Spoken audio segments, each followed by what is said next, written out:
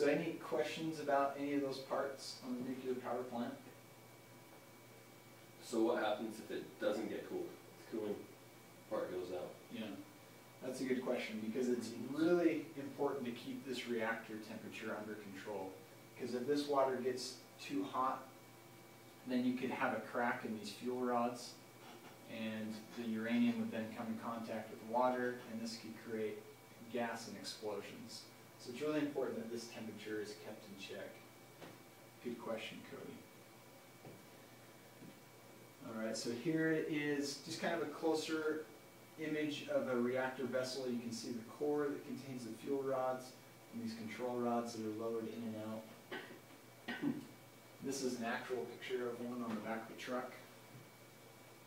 They don't all look like that, but pretty similar. So there are risks involved when we're dealing with nuclear energy. And most of these risks center around radiation. And so we're going to kind of talk about these risks and what things they do to mitigate the risks in these power plants. So first, radiation. If you're a worker in this nuclear power plant, you're going to be wearing a radiation suit if you go inside this reactor building or this containment building, in case there's any leakage. But the radiation should all be contained within that reactor vessel. So it shouldn't even get into this outer building. And then there's the containment structure, which is that building. And it is made of thick steel and concrete, so that if there was any radiation leaking from the reactor vessel, it wouldn't be able to get out into the environment. So in a nuclear power plant, this is what they call layers of redundancy. And they have layers, many layers of redundancy to prevent anything from leaking out into the environment.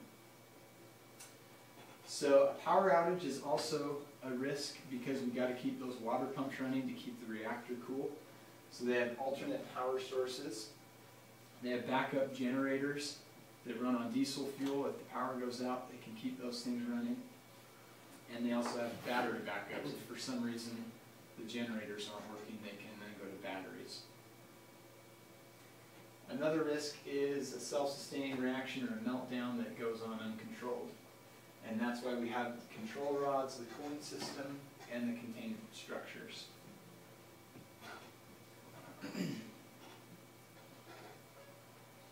So the question, are nuclear power plants safe? I'll read this to you. The probability of a particle of radiation entering the human body to cause cancer or genetic disease is only 1 in 30 million billion, or 30 quintillion. So it's very small. But at the same time, you have to realize that at any given second in the day, you're being struck by 15,000 particles of radiation.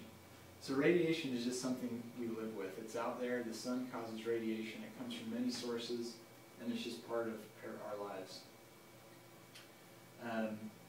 An X-ray, for example, involves being struck by 100 billion particles of radiation.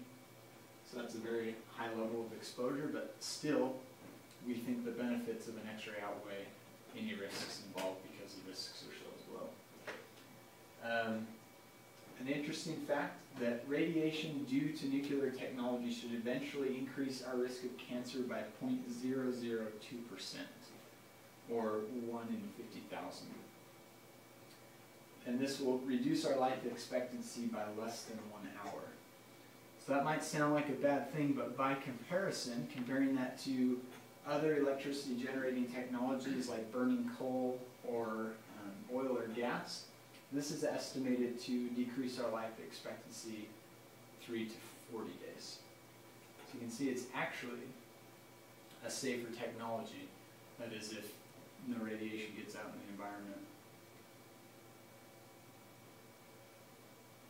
So we're going to go back to our objectives now. That was our last slide. Were there any questions so far? I don't know if you'd mind explaining what happened to Japan. Oh yeah, sure. Good question.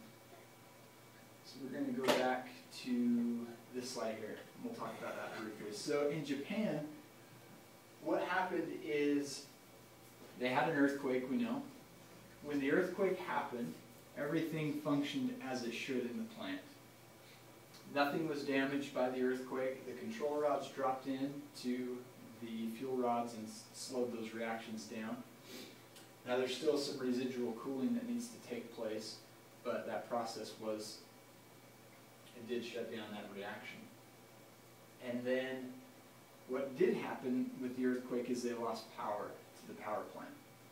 And so that was the first bad thing that happened. So they were prepared for this, and they went to their backup generators to keep running these water pumps to cool down the reactor.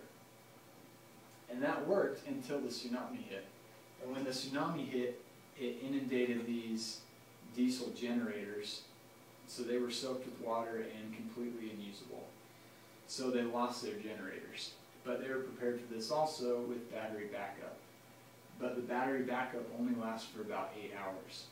So they kept cooling this reactor on battery power, and they even got generators to these power plants in time. But when the generators got there, they realized that there was a compatibility issue, and they weren't able to just hook them right up to this power plant and keep these pumps running. So they had a lapse between when that battery ran out and between the time that they could get these generators up and running and helping this plant. So in that time, this reactor vessel heated up way more than it should have. And it got so hot that it actually cracked one of these fuel rods. And this happened in a few plants actually. So these fuel rods cracked, exposed the uranium to water, and this basically splits the water molecule apart, so you have an accumulation of hydrogen, which is explosive. And so this hydrogen collected, they were venting it off, but it collected here in the containment building and somehow exploded. And so the containment building exploded in, I think, 3 of their reactors. And so because of that, radiation obviously was leaking out of their reactor vessel because they had to vent off this gas. And then when their containment structure exploded, it got out into the environment. So they did have partial meltdowns, you would say. Good question, Cody. All right, so we'll go back to our objectives. Are you guys able to explain the basic structures of a nuclear power plant? Yeah. Are you able to explain the characteristics of uranium? Yes, sir. Can you explain the process of nuclear fission? Yeah. Can you explain the process of generating power in a nuclear power plant? Yes, sir. Or electricity? And do you understand the risks associated with nuclear power? Yes. Yeah. Cool. All right, that's it.